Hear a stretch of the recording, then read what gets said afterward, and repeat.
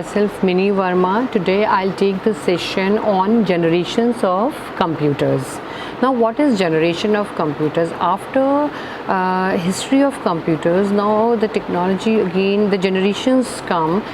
There are total 5 generations. As we did in the history of computers, we know the history of computers starts from abacus till analytical engine, and yes, analytical engine was invented by Charles Babbage, who is known as the father of modern computers. Now here we come about the generations of computer. Now what do you know about the generations of computer? Now the evolution of the computers, the size of the computers basically decreased with the improvement in the technology and the speed, the efficiency, the reliability. It has increased, whereas the size of the computer has decreased. So these were the landmarks in the generations of computers. If we are talking about all the generations of computers, what are the major points we should know in all the generations are: number one, what were the technologies used in each generations.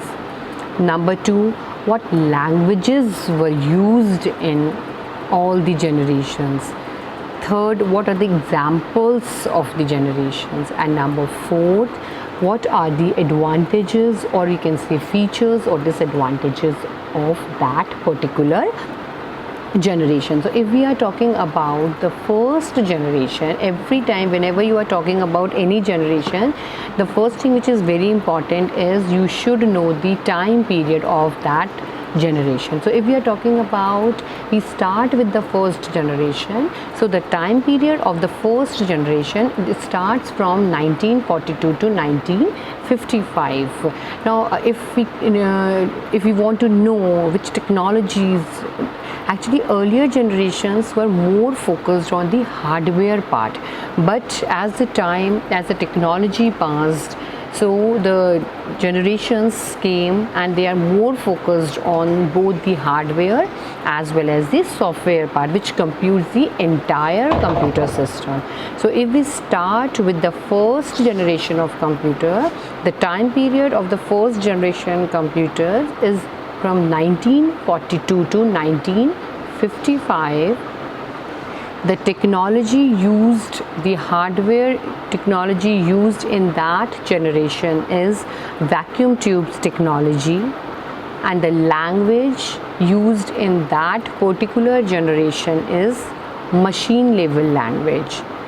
This is very important. In every generation you should know what all are the periods of that generation, the languages, the technology, and finally the examples.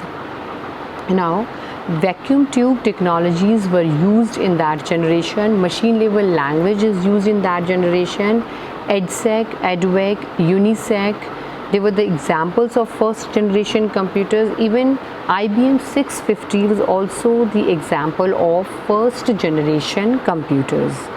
Now what are the advantages and disadvantages of first generation computer?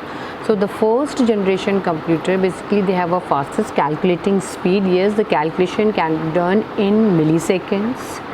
The hardware are designed and they're programmed by the machine level languages. But yes, since that particular first generation computers, they took up the entire room as their size are too big, so more heat generation, that is a disadvantage, power loss, AC required, and yes, in order to get the proper processing, maintenance is required continuously. So the disadvantages are more rather than advantages. Now as the technology passed, so we move to the second generation. Again, the second generation time period starts from 1955 to 1965. That is very important to know the time periods of every generation. Second generation time periods from 1955 to 1965. transistors replace the vacuum tubes technology. In this particular generation, transistors came and it replaced the vacuum tube technology. So what exactly the transistor works? Basically, in all the latest microprocessors which contains the tens of millions of transistors, and yes, this particular generations were developed by the atomic energy industries. The examples of this generation, the second generation, is IBM 1400 series, IBM 1600 series, IBM 7074 series. These all are the examples of second generation. Machine level languages were used in the first generation, and in this generation assembly level language is used. Now what includes the assembly level language? Fortran were used, COBOL were used, ALGOL were used. So assembly level language, which includes the Fortran, COBOL and ALGOL, that were used in the second generation computers. Now what are the advantages and disadvantages of second generation computers? As we compared to the first generation computers, which took up the entire room, but yes, in this generation the size of computer is reduced, more reliable, yes, efficient. But again, in this generation, power loss is there, more heat generation is there. So what maintenance is required, air condition is required. Only the advantage is they are smaller in size as compared to the first generation. And yes, as the language, assembly level language is used, that is COBOL, Fortran. So this particular generation computers preferably used for commercial purposes. Now we move to the third generation. So the development of third generation, the technology used in this third generation was integrated circuits. Now, as we did in the first generation, there was a vacuum tube. In the second generation, we had transistors. Now in the third generation, we had the integrated circuits, which are using till now. But again, there is a difference. In the third generation computer, integrated circuits includes SSI and MSI. Now what is SSI and MSI? That is small scale integration or medium scale integration. If we're talking about the fourth generation, that is used again integrated circuit, but that is VLSI, very large scale integration. If we are talking about the fifth generation, the present generation, that is using a ULSI, that is ultra large scale integration or AI.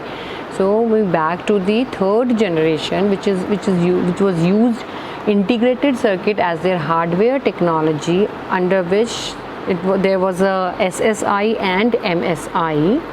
Again, this was very development in the technology as the transistors were minimized and replaced by the silicon chips, and which is very reliable, efficient for any computers. Instead of punch cards and printouts, user interacted with the third generation through keyboards and monitors. Now example is IBM 360 series, PDP-8, UNIVAC 9000, UNIVAC 1108. These are the examples of third generation computers. Now what are the advantages and disadvantages of third generation computers? Yes, as the technology moves, advantages are more rather than disadvantages. So advantages are, yes, it is smaller in size, low cost, low power consumption, less computation time, highly reliable, highly efficient, Yes, and the main advantage of this third generation computer is multitasking operating system is used in third generation. Now, what are the disadvantage? Disadvantage is to maintain that integrated circuit, complex technology is used. So basically the high level language we used in this generation, that is C and C++. Moving ahead, come to the fourth generation. Again, the fourth generation time period starts from 1976 to 19